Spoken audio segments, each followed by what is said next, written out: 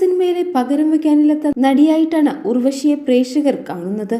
പുതുതലമുറയ്ക്കും പഴയ തലമുറയ്ക്കും ഒരുപോലെ പ്രിയപ്പെട്ട ഉർവശി ശ്രദ്ധേയമായ നിരവധി സിനിമകളുടെ ഭാഗമായിട്ടുണ്ട്.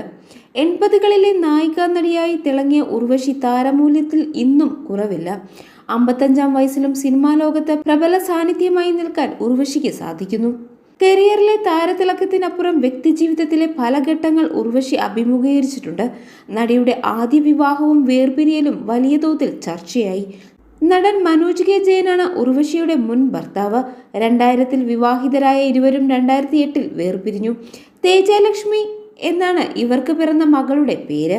വിവാഹമോചന സമയത്ത് പല ആരോപണങ്ങളും വന്നെങ്കിലും പക്വതയോടെ ഇത് അഭിമുഖീകരിക്കാൻ ഉർവശിക്ക് കഴിഞ്ഞു.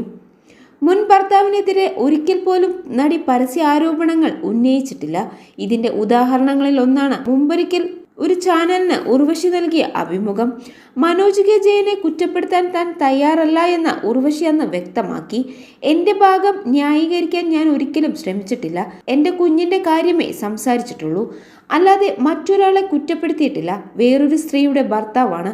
അങ്ങനെ സംസാരിക്കുന്നത് മര്യാദയല്ലെന്നും ഉർവശി വ്യക്തമാക്കി. മനോജ് കെ ജയൻ മറ്റൊരു വിവാഹം ചെയ്തതിൽ തെറ്റില്ലെന്നും ഉർവശി അന്ന് പറഞ്ഞു. അതൊക്കെ അവരുടെ വ്യക്തിപരമായ കാര്യമാണ്.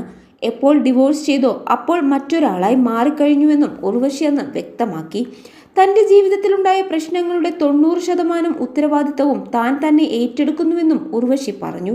എനിക്ക് ഇഷ്ടപ്പെട്ടു, എനിക്കത് ശരിയെന്ന് തോന്നിയെന്ന് കരുതി ചെയ്തു. അതിലെ ശരികേടുകളൊക്കെ അനുഭവിക്കാൻ ബാധ്യസ്ഥയാണ് ഞാൻ. അതിലെന്റെ മകൾ വിഷമിക്കുന്നത് മാത്രമാണ് ദുഃഖിപ്പിക്കുന്നതെന്നും ഉർവശി വ്യക്തമാക്കി. മാധ്യമങ്ങൾ തന്നെ അനാവശ്യമായി വിചാരണ ചെയ്തുവെന്ന് തോന്നിയില്ലെന്നും ഉർവശി പറഞ്ഞു. ചിലപ്പോൾ നമ്മുടെ സ്വകാര്യതയിൽ പിറകെ നടന്ന ശല്യം ചെയ്യുന്നു എന്ന് ചിലപ്പോൾ തോന്നും. പക്ഷെ അവർക്കും അവരുടെ ജോലി ചെയ്യാതെ നിവർത്തിയില്ല. മീഡിയ എന്നെ ഹരാസ് ചെയ്തുവെന്ന് പറയാൻ പറ്റില്ല എന്നും ഉർവശി പറഞ്ഞു.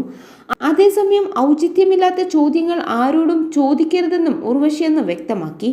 മലയാളത്തിലെ ഒരു സംവിധായകൻ അവശത അനുഭവിക്കുന്ന സമയത്ത് അദ്ദേഹത്തിന്റെ ഒരു അഭിമുഖം എടുത്തിരുന്നു. അദ്ദേഹത്തിന്റെ പ്രണയവും ആ നടി റൂമിൽ വന്നിട്ടുണ്ടോ എന്നൊക്കെയായിരുന്നു ചോദ്യങ്ങൾ. സ്വന്തം ബോധം പോലും നഷ്ടപ്പെട്ടുകൊണ്ടിരിക്കുന്ന മനുഷ്യനോടാണ് അങ്ങനെ ചോദിക്കുന്നത്. ഇത് കേട്ടുകൊണ്ടിരിക്കുന്ന വ്യക്തികൾക്ക് ഭയങ്കരമായ ഇറിറ്റേറ്റ് ആകും.